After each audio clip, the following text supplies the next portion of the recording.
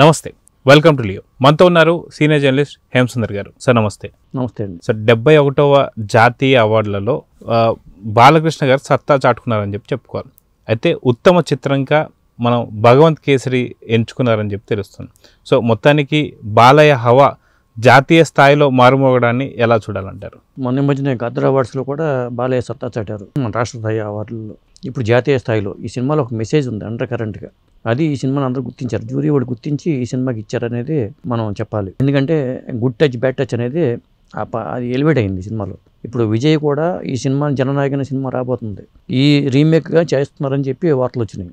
లేదా ఈ పాయింట్ తీసుకుంటున్నారు అనేది టాక్ అయితే ఉంది. ఎందుకంటే జనంలోకి ఓట్ల కోసం వెళ్తున్నాడు కాబట్టి ఇలాంటి సినిమా ఆడపిల్లని పులిలాగా పెంచాలి అనే కాన్సెప్ట్ అనేది నచ్చి విజయ్ కూడా చేస్తున్నాడు అంటున్నారు. మొత్తానికి అనిల్ రావిపూడి ఆయన కమర్షియల్గా ఇది బోనస్ అని చెప్పి ఆయన స్టేట్మెంట్ ఇచ్చాడు. ఇది నాకు బోనస్ అవార్డు అనేది అనిల్ రావిపూడి స్టేట్మెంట్. అలాగే చిరంజీవి గారు కూడా ఒక మెసేజ్ పెట్టారు, షారుఖ్ ఖాన్కి అభినందన తెలుపుతూ, బాలకృష్ణ గారికి అభినందన తెలుపుతూ ఆయన మెసేజ్ కూడా చూసాం. అలాగే నా సినిమాల్లో మెసేజ్ ఉంటుంది బాలయ్య బాబు కూడా స్పందించారు ఇవాళ అక్కడ.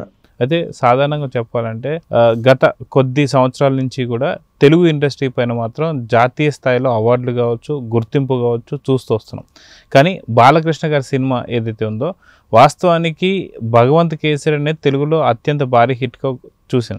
అదేవిధంగా చూసుకుంటే ఆ సంవత్సరానికి అంటే 2023 సంవత్సరానికి గాను జ్యూరీ వాళ్ళు భగవంత్ కేసరిని ఖచ్చితంగా మీరు అన్నట్టుగా ఆడపిల్లల్ని ఎలా పెంచాలనే దాని మీద తీసుకొస్తుంది. సో మొత్తానికి బాలకృష్ణ గారి కెరియర్లో భగవంత్ కేసరి ఎలాంటి మైల్ స్టోన్ అంటే ఏం చెప్తారు? ఖచ్చితంగా నేషనల్ స్థాయిలో ఉత్తమ చిత్రంగా ఎంపిక అవ్వడం అనేది మామూలు విషయం కాదు. ఇంతకు ముందు కూడా అలా వచ్చిన సందర్భాలు తక్కువ ఒక తెలుగు సినిమాలకి ఆ స్థాయిలో. ఎందుకంటే గతంలో కొన్ని సినిమాలు ఎంపిక చేసినా కానీ తెలుగు సినిమాల పరంగా ఇలా mass cinema plus message oriented cinema, అందువల్లే భగవంత్ కేసరికి పట్టం కట్టారు వాళ్ళు. అలాగే ఈ సినిమాతో పాటు హనుమాన్ అనే సినిమా కూడా 2 అవార్డులు ఇచ్చారు. అతను కూడా ప్రశాంత్ వర్మ కూడా ఈ సినిమాతో అతను 4 సినిమాలు చేస్తే 2 సినిమాలకు అవార్డు వచ్చినాయి. ఎందుకంటే అంతకుముందు అనే సినిమాకి అవార్డు వచ్చింది, మరి హనుమాన్కి వచ్చింది. అలాగే బేబీ సినిమాకి ఉత్తమ స్క్రీన్ ప్లే రైటర్గా మరి రాజేష్కి అవార్డు వచ్చింది. ఇట్లా తెలుగు వాళ్ళ హవా అనేది ఈసారి కనిపించింది జాతీయ అవార్డుల్లో. అయితే చైల్డ్ ఆర్టిస్ట్గా సుకుమార్ గారి యొక్క పాప కూడా గాంధీ తాత చెట్టు సినిమాకి కూడా రావడం జరిగింది.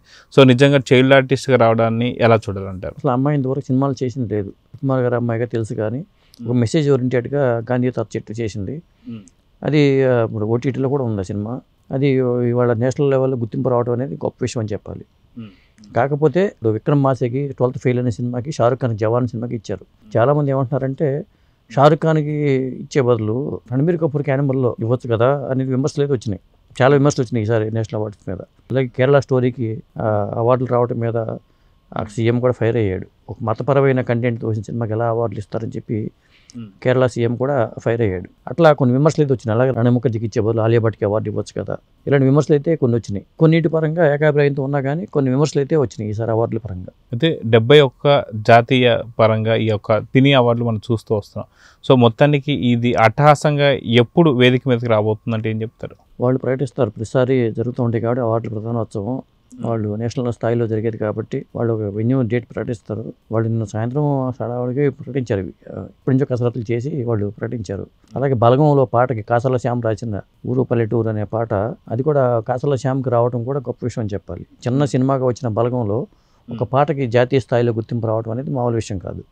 అలా తెలుగు వాళ్ళ సత్తా ఇక్కడ ఇటు బలగం పాటకు రావడం కానీ, భగవంత్ కేసరికి ఉత్తమ చిత్రంగా ఎంపిక అవడం కానీ, ఇవన్నీ కూడా గొప్ప విషయాలుగా చెప్పాలి. అయితే సాధారణంగా మనం చూసుకుంటే ఎప్పుడైతే వజ్రోత్సవాలు జరుగుతున్నటువంటి సమయంలో చిరంజీవి గారు కొన్ని వ్యాఖ్యలు అయితే చేశారు. ఏంటి అంటే తెలుగుకు సంబంధించి కనీసం మన అన్న ఎన్టీఆర్ బొమ్మ కావచ్చు, లేదంటే మనకు నాగేశ్వరరావు గారి బొమ్మ కావచ్చు, ఎక్కడ కూడా నేషనల్ అవార్డు వేదికలో మన ఫోటోలు కానీ మనల్ని చాలా చిన్న చూపు చూస్తున్నారని చెప్పి ఆ రోజు ఆవేదన మనం అందరం చూసాం.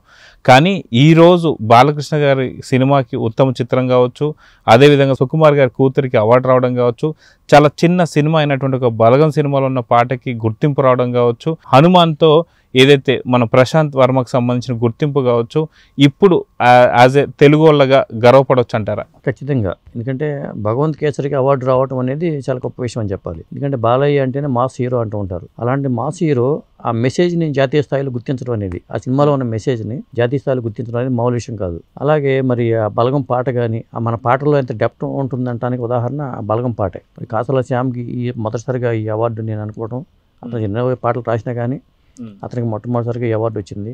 అలాగే ప్రశాంత్ వర్మకి ఇది రెండోసారి అవార్డు.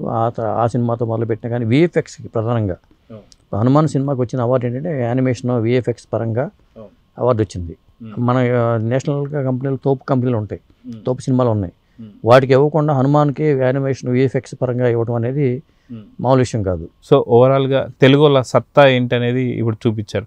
అదిగాక హిట్ల మీద హిట్లు కూడా కొట్టుకుంటూ వస్తున్నారు. సో రానున్నటువంటి ఒక నెక్స్ట్ 72 కావచ్చు, 73 కావచ్చు, మొత్తం అవార్డులు మనకే రాబోతున్నాయంటే ఏమంటారు? ఇట్లాగా ముందు ముందు వచ్చే సినిమాలు కానీ ఇప్పుడు విశ్వంబర ఉంది, అఖండ 2 ఉంది, అంటే స్టఫ్ ఉన్న సినిమాలు అయితే రాబోతుంది. మళ్ళీ ఖచ్చితంగా మన వాళ్ళు ఈ ముందు వరుసలో ఉండే అవకాశం అయితే ఉంది. అలాగే బోయపాటి గారి సినిమా కూడా అఖండకి రాష్ట్ర స్థాయిలో పురస్కారం వచ్చింది కాబట్టి అఖండ 2కి అయినా జాతీయ స్థాయిలో గుర్తింపు వస్తుందని మనం ఆశిద్దాం. సో చూద్దాం సార్, మొత్తానికి 71వ చిత్ర సంబంధించి నేషనల్ అవార్డులో తెలుగు వాళ్ళ సత్తా అయితే చాలా చాటుకున్నారు. సో చూద్దాం ఏం జరగబోతుంది. నమస్తే. నమస్తే అండి.